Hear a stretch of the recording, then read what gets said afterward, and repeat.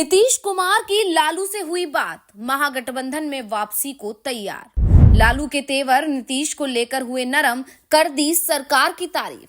लालू यादव की नीतीश सरकार की तारीफ के बाद से बीजेपी बेचैन, सियासी चर्चा तेज, पलटी मारने के लिए तैयार नीतीश कुमार। बिहार में नीतीश कुमार क्या पलटी मारने वाले हैं? क्योंकि बिहार में इस बात की चर्चा चल रही है कि नीतीश एनडीए में खुद को फंसा हुआ पा रहे हैं।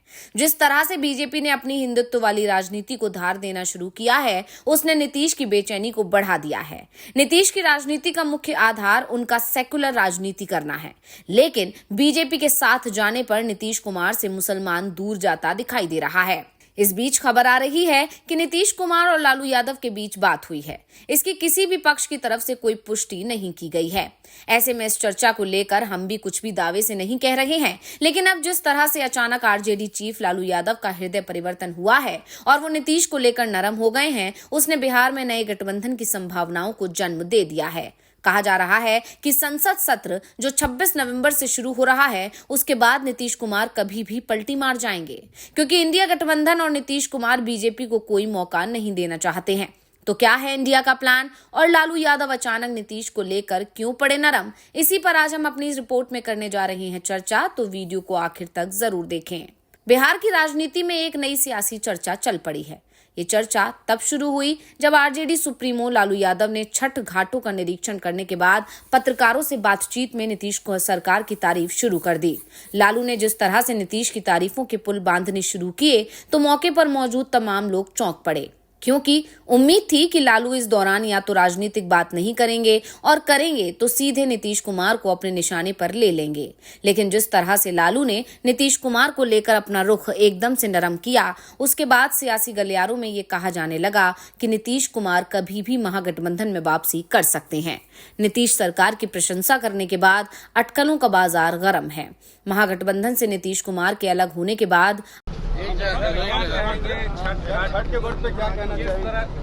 किस तरह से व्यवस्था इस बार की? अच्छा व्यवस्था। क्या कहेंगे बिहार के लोगों को छठ के मौके पर शुभकामनाएं? नड्डा जी भी आए थे। अच्छा, सबको आना चाहिए, सबको आना चाहिए। चलिए चलिए भैया। तेजस्वी जी आप रुक जाइए। तेजस्वी यादव जेडीयू से अलग होने के बाद कभी नीतीश कुमार पर डायरेक्ट अटैक नहीं करते। अगर तेजस्वी यादव ऐसा करते भी हैं तो काफी सोच समझ कर करते हैं। तेजस्वी यादव बोलने से ज्यादा सोशल मीडिया पर सरकार की आलोचना करते रहे हैं। उसके अलावा गठबंधन टूटने के बाद लालू यादव ने भी कभी नीतीश कुमार की आक्रामक अंदाज में आलोचना नहीं की।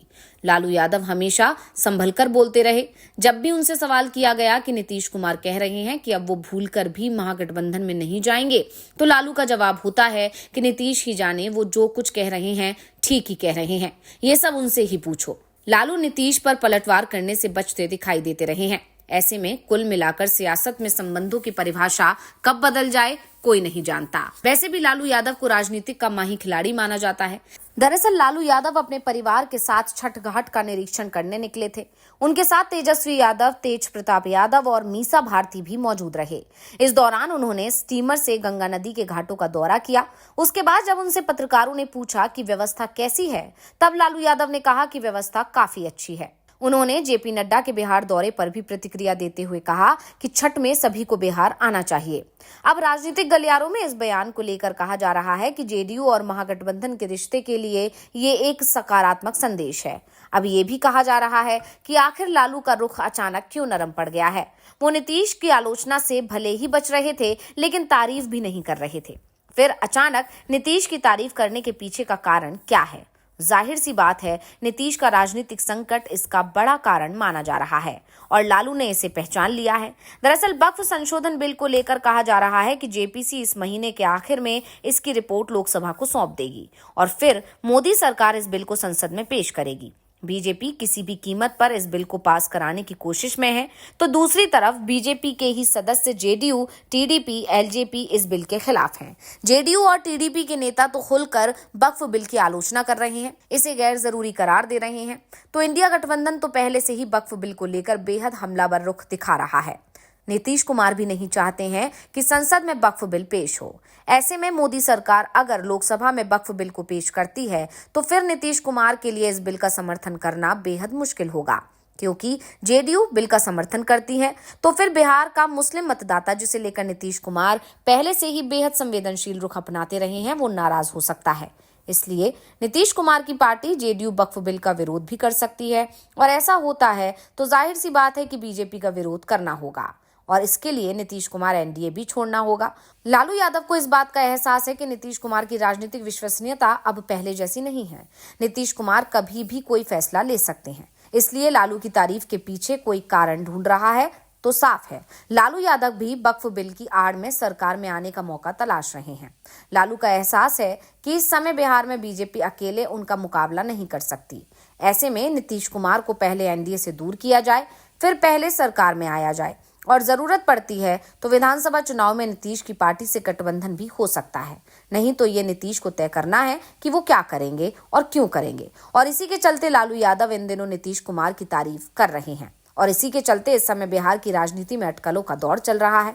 नीतीश कुमार के लालू से हाथ मिलाने की चर्चा चल रही है। राजनीति के जानकार मानते हैं कि लालू यादव ने एक परिपक्व नेता का परिचय देते हुए नीतीश सरकार की तारीफ कर दी है। वहीं कुछ लोगों का मानना है कि लालू ने तारीफ करके पुराने रिश्तों की याद को ताजा जरूर किया है, और शायद एक संकेत दिया है कि अभी भी नीतीश कुमार के लिए महागठबंधन के दरवाजे खुले हैं, लेकिन नीतीश कुमार महागठबंधन में वापस आ जाएंगे, इसकी संभावना इस समय बहुत कम दिख रही है। वहीं एक जेडीयू नेता ने नाम नहीं बताने की शर्त पर यह भी बताया कि नीतीश कुमार कोई भी फैसला लेने के लिए पार्टी में स्वतंत्र हैं। वो जब जो चाहेंगे वो करेंगे, और वो कोई भी फैसला ले भी सकते हैं। यानी नीतीश चाहे तो वो पलटी भी मार सकते हैं, और नहीं चाहे तो वो एनडीए के साथ ये चुनाव लड़ भी सकते हैं। जेडीयू नेता का कहना है कि नीतीश कुमार इस बार जब भी बीजेपी से अलग होंगे, उसमें बीजेपी नेताओं की ही मुख्य भूमिका होगी। नीतीश कुमार बीजेपी की कार्यशैली पर ध्यान से निगाह रखे हुए हैं। सीमांचल में गिरिराज सिंह की हिंदू स्वाभिमान यात्रा जेडीयू को थोड़ी भी पसंद नहीं आई, और यही वजह थी कि नीतीश कुमार ने तुरंत एनडीए की बैठक बुलाई थी, और उस बैठक में उन्होंने तमाम ऐसे बयान दिए थे, और ये साफ साफ इशारा दे दिया था कि यही वो नेता है जिनकी वजह से मैं पहले महागठबंधन में शामिल हुआ था। तो इसको आलाकमान के लिए ये मैसेज के तौर पर देखा गया था कि अगर अभी भी आपने अपने इन नेताओं को नहीं समझाया या अपने मंत्रियों को नहीं समझाया तो वो दोबारा से महागठबंधन से हाथ मिला सकते हैं। इसके अलावा नीतीश कुमार को बीजेपी के उन नेताओं का बयान भी अच्छा नहीं लगता है जो गाहे बगाहे एक खास समुदाय के लिए देते रहते हैं। नीतीश कुमार को पता है कि कब और किस समय क्या कदम उठाने हैं। नीतीश कुमार भी राजनीति के मजे हुए खिलाड़ी कहे जाते हैं। तो ये जानकारी आपको कैसी लगी, हमें कमेंट करके अपनी राय जरूर दीजिएगा। इसी के साथ वीडियो को लाइक करें, वीडियो को शेयर करें, और चैनल को सब्सक्राइब करना ना भूलें।